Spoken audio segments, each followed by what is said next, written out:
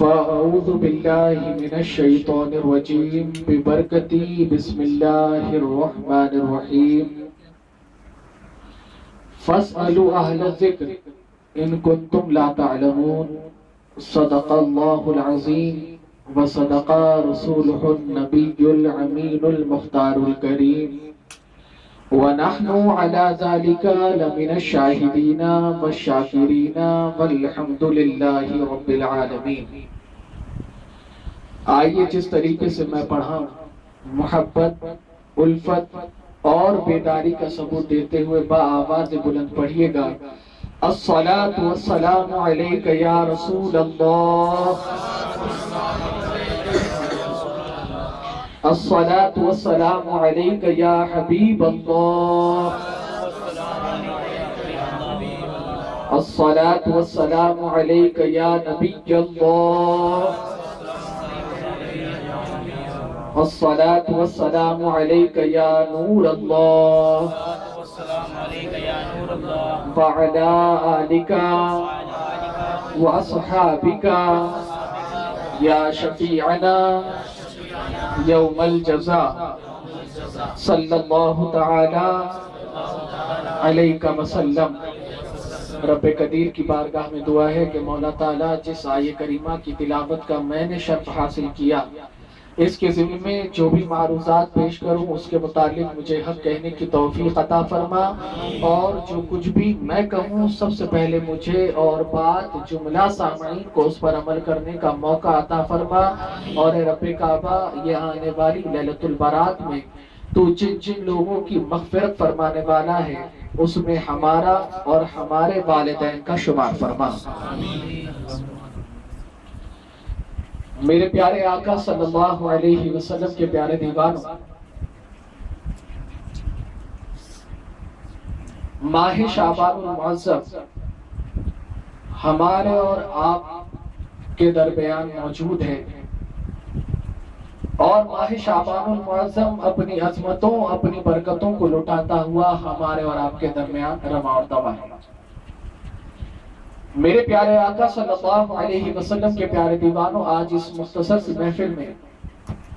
ماہ شعبان کی برکتوں کے حوالے سے، ماہ شعبان کی عظمتوں کے حوالے سے اور آنے والی لیلۃ البرات کے حوالے سے آج انشاءاللہ تعالیٰ کچھ ہم باتیں سننے کی، سیکھنے کی کوشش کریں گے۔ میرے پیارے آقا صلی اللہ علیہ وسلم کے پیارے دیوانوں، ماہ شعبان المعظم کے حوالے سے میرے آقا صلی اللہ علیہ وسلم ارشاد فرماتے ہیں کہ رجب شہر اللہ، شعبان شہری، ورمضان شہر امتی،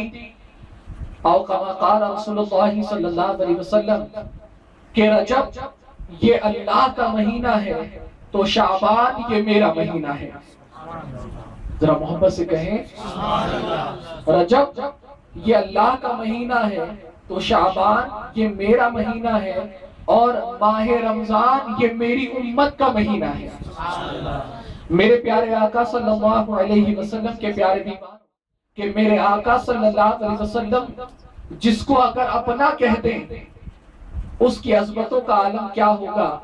اگر میدان محشر میں جہاں نفسہ نفسی کا عالم ہوگا، جہاں کوئی باپ بیٹے کو نہ پہچانے گا،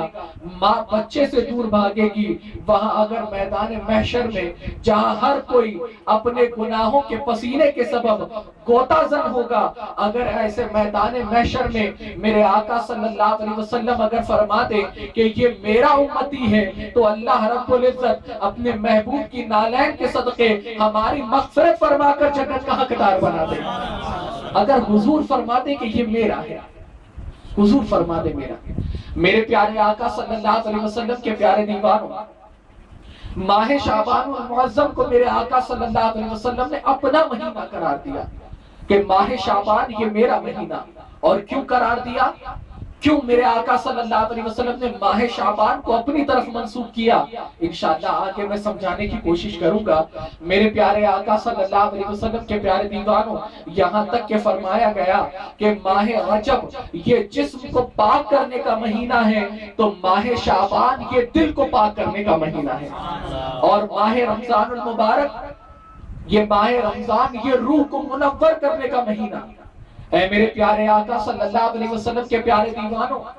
آج ماہ رمضان اگر ہمارے اور آپ کے درمیان چلا ہے تو ہم ماہ رمضان کی تیاری ماہ رمضان میں کرتے ہیں۔ ماہ رمضان کا چاند دیکھ لیتے ہیں تو بندہ ماہ رمضان کی تیاریوں میں مصروف ہو جاتا ہے، سحری کے انتظام میں، افطاری کے انتظام میں، نماز پڑھنے کے معاملات میں۔ لیکن قربان جاؤ، صحابہ کرام کا یہ معمول ہوتا کہ صحابہ کرام ماہ رمضان کی تیاری ماہ رجب سے کیا کرتے تھے، ماہ شعبان کی تیاری ماہ رجب المرجب سے کرتے۔ اور قربان جاؤ میرے پیارے آقا صلی اللہ علیہ وسلم کے پیارے دیوانوں، ماہ شعبان المعظم کے حوالے سے میرے آقا صلی اللہ علیہ وسلم ارشاد فرماتے ہیں کہ ماہ شعبان المعظم میں جو بندہ 3 روزے رکھے، شروعاتی حصے میں اور درمیانی حصے میں 3 روزے رکھے، اور ماہ شعبان المعظم کے آخری حصے میں جو بندہ 3 روزہ رکھتا ہے، اللہ رب العزت 70 نبیوں کی نیکیوں کے برابر اس بندے کو ثواب عطا فرماتا ہے۔ 70 نبیوں کی نیکیوں کے برابر۔ اور اتنا ہی نہیں کہ جو بندہ ماہ شعبان المعظم میں نیکوکار بن جاتا ہے، اپنے آپ کو گناہوں سے بچانے والا بن جاتا ہے، اللہ رب العزت 70 سال کی عبادت کا اسے ثواب عطا فرماتا ہے۔ اور فرمایا گیا کہ جو بندہ ماہ شعبان میں ان نیکیوں پر گامزن رہتے ہوئے انتقال کر جاتا ہے، اللہ رب العزت بعد مرنے کے اسے شہادت کا مرتبہ عطا فرماتا ہے۔ یہ مہینہ اتنی اہمیت والا ہے۔ اے میرے پیارے آقا صلی اللہ علیہ وسلم کے پیارے دیوانوں، اس مہینے کی اہمیت کو سمجھو، اور اس مہینے کی اہمیت کو اس طریقے سے بھی میرے آقا صلی اللہ علیہ وسلم نے اپنی امت کے درمیان سمجھایا کہ میرے آقا صلی اللہ علیہ وسلم ماہ شعبان المعظم میں کثرت کے ساتھ روزہ رکھتے، یہاں تک کہ ماں عائشہ رضی اللہ تعالی عنہ روایت کرتی ہیں کہ میرے آقا صلی اللہ علیہ وسلم ماہ رجب المرجب کے بعد اگر کسی مہینے میں کثرت کے ساتھ روزہ رکھتے، وہ کوئی اور مہینہ نہیں بلکہ ماہ شعبان المعظم ہوتا۔ میں نے اپنے آقا صلی اللہ علیہ وسلم کی بارگاہ میں یہ معروضہ پیش کیا، یا رسول اللہ صلی اللہ علیہ وسلم، اے میرے آقا، آپ ماہ شعبان المعظم میں اتنا کثرت کے ساتھ روزہ کیوں رکھتے ہیں؟ تو میرے آقا صلی اللہ علیہ وسلم ارشاد فرماتے ہیں، اے عائشہ، اس مہینے میں بندوں کے نامہ اعمال رب کے حضور پیش ہوتے ہیں، تو میں یہ چاہتا ہوں کہ جب میرا نامہ اعمال رب کے حضور پیش ہو تو اس وقت میں روزے سے رہوں۔ جب میرا نامہ اعمال رب کے حضور پیش ہو تو اس وقت میں کس سے رہوں؟ روزے سے۔ اے میرے پیارے آقا صلی اللہ علیہ وسلم کے پیارے دیوانوں، آپ ذرا دیکھو، امام الانبیاء ہو کے میرے آقا صلی اللہ علیہ وسلم یہ فکر دیتے نظر آ رہے ہیں اپنی امت کو کہ میں اللہ کا محبوب ہو کے جب اس طریقے کا اہتمام کرتا ہوں کہ میں سید المعصومین ہوں، نہ جانے اللہ رب العزت کے پیارے محبوب صلی اللہ علیہ وسلم کے صدقے اللہ رب العزت کتنے بڑے بڑے گنہگاروں کی مغفرت فرمائے گا۔ لیکن آپ میرے آقا صلی اللہ علیہ وسلم کی آپ جو ہے عاجزی اور انکساری کا اندازہ تو لگاؤ کہ میرے آقا صلی اللہ علیہ وسلم اپنے مولا کے حضور کتنے نیاز مند نظر آتے ہیں کہ میرے آقا فرماتے ہیں کہ میرا جب نامہ اعمال میرے رب کے حضور پیش ہو تو اس وقت میں روزے سے رہوں۔ اے میرے پیارے آقا صلی اللہ علیہ وسلم کے پیارے دیوانوں، ذرا بتاؤ تو صحیح، ہم میں سے کتنے ایسے مسلمان ہیں جو یہ فکر کرتے نظر آتے ہیں؟ ہم میں سے کتنے ایسے مسلمان بھائی ہیں جو یہ فکر رکھتے نظر آتے ہیں؟ ہم میں سے کیا نہیں جانتے آج اتنی عمر ہو چکی ہے، ہم میں سے ہر کوئی نہ جانے کتنے سال ہم نے ماہ شعبان کی بہاروں کو دیکھا ہوگا، نہ جانے کتنی مرتبہ ہمیں لیلۃ البرات ملی ہے۔ آپ نے یہ بھی سنا ہوگا کہ یہ میرے آقا صلی اللہ علیہ وسلم نے فرمایا کہ اس ماہ نصف شعبان کی رات، یعنی آنے والی جو 15 شعبان کی رات ہے جسے نصف شعبان کی رات کہا جاتا ہے، میرے آقا فرماتے ہیں اللہ رب العزت اس رات اہم فیصلے فرماتا ہے، بندوں کے نامہ اعمال اللہ کے حضور پیش کیے جاتے ہیں اور نیا دفتر کھولا جاتا ہے، پرانا دفتر اللہ کے حضور پیش کیا جاتا ہے۔ اے میرے پیارے آقا صلی اللہ علیہ وسلم کے پیارے دیوانوں، ذرا بتاؤ تو صحیح، ہم میں سے کتنے ایسے فکر مند ہیں کہ ہاں جب میرا نامہ اعمال رب کے حضور پیش ہو تو آخری سال یہ بند ہونے والا ہے دفتر کا، تو میں نیکیاں کر کے اپنے مولا کے حضور اپنے دفتر کو پیش کر سکوں۔ کتنے ایسے لوگ ہیں جو اس نیکیوں کی فکر کرتے ہیں، کتنے ایسے لوگ ہیں جو نمازوں کی فکر کرتے ہیں۔ اے میرے پیارے آقا صلی اللہ علیہ وسلم کے پیارے دیوانوں، یاد رکھو یہ آنے والی رات بڑی مبارک رات ہے، اسی لیے اس آنے والی رات سے پہلے یہ تہیہ کر لو کہ کم از کم 3 روزے ضرور رکھیں گے انشاءاللہ تعالی۔ کتنے روزے رکھیں گے؟ 3۔ میری ماں بہنیں بھی سن رہی ہیں، وہ بھی سنیں۔ ایک 13 تاریخ کا روزہ، ایک 14 تاریخ کا روزہ اور ایک 15 تاریخ کا روزہ، یہ 3 روزے ضرور رکھیں۔ وہ اسی لیے کہ یہاں پر بزرگان دین فرماتے ہیں کہ جب یہ سال کا دفتر بند ہوگا تو آخری عمل کے حوالے سے روزہ لکھا جائے گا، اور نئے سال کا دفتر جب شروع ہوگا 15 تاریخ کے بعد کا، تو پہلا عمل جو لکھا جائے گا وہ روزہ لکھا جائے گا۔ شروعات بھی نیکی سے اور اختتام بھی نیکی پر۔ تو یہاں بزرگان دین ایک قول فرماتے ہیں کہ جب بندے کی شروعات نیکی سے ہو رہی ہو، اختتام نیکی پر ہو رہا ہو، اگر درمیان میں اللہ نہ کرے اگر کوئی خطائیں بھی ہو، اللہ رب العزت اپنے فضل و کرم سے اسے معاف فرما دے گا، معاف فرما دے گا۔ اے میرے پیارے آقا صلی اللہ علیہ وسلم کے پیارے دیوانوں، تو اس رات کی اہمیت کو سمجھو، ماہ شعبان المعظم کی اہمیت کو سمجھو۔ آخر اس رات میرے آقا صلی اللہ علیہ وسلم نے اس مہینے کو اپنا مہینہ کیوں قرار دیا؟ کیا وجہ ہے؟ میرے آقا صلی اللہ علیہ وسلم نے ماہ ربیع النور کو اپنا مہینہ قرار نہیں دیا کہ ماہ ربیع النور یہ میرا مہینہ ہے۔ میرے آقا صلی اللہ علیہ وسلم نے ماہ محرم الحرام کو اپنا مہینہ قرار نہیں دیا کہ جس میں امام عالی مقام نے جام شہادت نوش کیا، خاندان رسول صلی اللہ علیہ وسلم کے ایک ایک چشم و چراغ نے جام شہادت نوش کر دیا، اونو محمد شہید کر دیے گئے، حسنین کریمین شیخ نے امام حسن شہید کر دیے گئے، ننھے علی اصغر میں اپنی جان لٹا دی۔ لیکن اے میرے پیارے آقا صلی اللہ علیہ وسلم کے پیارے دیوانوں، ذرا بتاؤ تو صحیح کہ جس مہینے کے اندر امام عالی مقام نے نواسہ رسول صلی اللہ علیہ وسلم نے اپنی جان اپنے مولا کے حضور قربان کر دی، دین کو دوبارہ زندگی عطا فرمائی، میرے آقا صلی اللہ علیہ وسلم نے اس مہینے کو اپنا مہینہ نہیں قرار دیا۔ آخر کیا وجہ ہے کہ میرے آقا صلی اللہ علیہ وسلم اس مہینے کو اپنا مہینہ قرار دے رہے ہیں؟ تو سنو، یاد رکھو میرے پیارے آقا صلی اللہ علیہ وسلم کے پیارے دیوانوں، اللہ کے رسول صلی اللہ علیہ وسلم ہم گنہگاروں سے بے پناہ محبت رکھتے ہیں۔ ارے جتنی محبت میرے آقا صلی اللہ علیہ وسلم اپنی اہل بیت سے نہیں رکھتے، اتنی محبت میرے آقا صلی اللہ علیہ وسلم ہم جیسے گنہگاروں سے رکھتے ہیں۔ اس لیے تو آپ دیکھو کہ میرے آقا صلی اللہ علیہ وسلم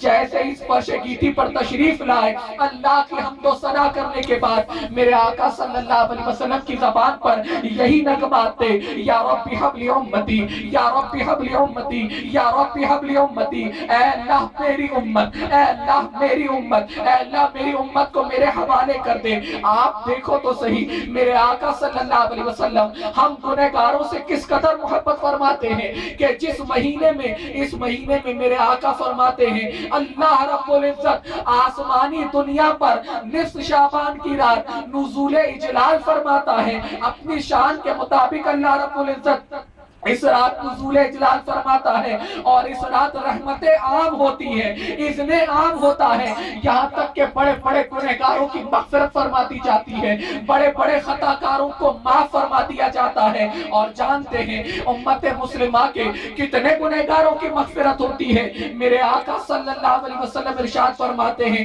بنو قلب کی ریوڑیوں کے، اپنے بنو قلب کی ریوڑوں کی بکریوں کے بالوں کے برابر اللہ رب العزت میری امت کے گنہگاروں کی مغفرت فرماتا ہے۔ اب یہ بنو قلب کیا ہے؟ فرمایا گیا کہ میرے آقا صلی اللہ علیہ وسلم کے زمانے میں ایک اپنے قبیلہ تھا جس کا نام بنو قلب تھا، اور ان کے پاس بکریوں کا اتنا بڑا ریوڑ تھا، اتنا بڑا ریوڑ تھا کہ 2 پہاڑیوں کے درمیان جو وادی ہوا کرتی تھی وہ وادی ان بکریوں کے ریوڑ سے بھر جایا کرتی تھی، اور میرے آقا صلی اللہ علیہ وسلم نے ان کا اپنے انہی کی طرف منسوب کرتے ہوئے انہی کی مثال مثال دیتے ہوئے میرے آقا صلی اللہ علیہ وسلم نے ارشاد فرمایا، میرے آقا فرماتے ہیں کہ اللہ رب العزت بنو قلب کی بکریوں کے بالوں کے برابر میری امت کے بڑے بڑے گنہگاروں کی مغفرت فرماتا ہے۔ ارے جس مہینے میں بنو قلب کی بکریوں کے بالوں کے برابر اللہ رب العزت مغفرت فرماتا ہو کہ اللہ کے رسول کو یہ مہینہ اتنا پسند آیا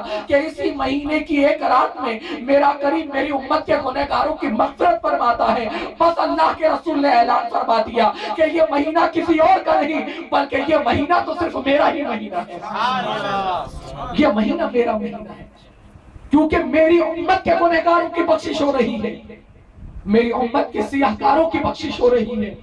اے میرے پیارے آقا صلی اللہ علیہ وسلم کے پیارے دیوانوں، آج ہمارے سر میں کتنے بال ہیں؟ آج سائنس نے اتنی ترقی کی کہ آسمان پہ کتنے سیارے ہیں، کتنے ستارے ہیں، سائنس نے یہ تو بتا دیا، لیکن ایک انسان کے سر میں کتنے بال ہوتے ہیں، کتنی تعداد کے برابر ہوتے ہیں، آج سائنس یہ بات بتانے پر قاصر ہے۔ تو جب ایک انسان کے سر میں کتنے بال ہیں ہم یہ گن نہیں سکتے، تو بکریوں کے جسم پر کتنے بال ہوتے ہوں یہ کون گن سکتا ہے؟ تو اب میرے آقا صلی اللہ علیہ وسلم گویا یہ فرما رہے ہوں کہ اللہ رب العزت جس طریقے سے بنو قلب کی بکریوں کے بالوں کے برابر میری امت کے گنہگاروں کی مغفرت فرماتا ہے، جس طریقے سے تم بالوں کی تعداد کا اندازہ نہیں کر سکتے، اس طریقے سے جتنے گنہگار بخشے جاتے ہیں اس رات بھی وہ اندازہ تم نہیں کر سکتے، اتنے گنہگاروں کی بخشش کی جاتی ہے۔ لیکن میرے آقا فرماتے ہیں کہ اس رات چند کم نصیب لوگ ایسے ہوتے ہیں کہ جہاں پر اذن عام ہو رہا ہو، بخشش عام ہو رہی ہو، گنہگاروں کو بخشا جا رہا ہو، چند کم نصیب ایسے ہیں کہ جن کی اس رات بھی مغفرت نہیں کی جاتی۔ ان میں سے سب سے پہلے میرے آقا فرماتے ہیں جادوگر، اس کی مغفرت نہیں کی جاتی، جادو کرانے والا، جادو کرنے والا، اس کی مغفرت نہیں کی جاتی۔ دوسرا میرے آقا فرماتے ہیں شراب پینے کا عادی، جو مسلمان شرابی ہو اس کی بھی مغفرت نہیں کی جاتی۔ تیسرا میرے آقا فرماتے ہیں بوڑھا زانی، جس کو زنا کی عادت ہو اس کی بھی مغفرت نہیں کی جاتی۔ چوتھا میرے آقا فرماتے ہیں ماں باپ کا نافرمان، اس کی بھی مغفرت نہیں کی جاتی۔ پانچواں فرمایا گیا کہ سودی لین دین کرنے والا، سودی کاروبار کرنے والا، اس کی بھی مغفرت نہیں کی جاتی۔ اور چھٹا میرے آقا فرماتے ہیں رشتے توڑنے والا، جب تک کہ یہ لوگ سچے دل سے توبہ نہ کر لیں، اپنے گناہوں پر شرمندہ نہ ہو جائے، اپنے گناہوں پر توبہ نہ کر لیں، میرے آقا فرماتے ہیں ان کی مغفرت نہیں کی جاتی۔ اے میرے پیارے آقا صلی اللہ علیہ وسلم کے پیارے دیوانوں، ذرا بتاؤ کیا ہمارے مسلمان آبادیوں کے اندر کیا آپ کو شراب کے عادی نہیں مل جائیں گے، جوئے کے عادی نہیں مل جائیں گے؟ کیا ہم مسلمانوں کے اندر کیا آپ کو زنا پر جانے والے،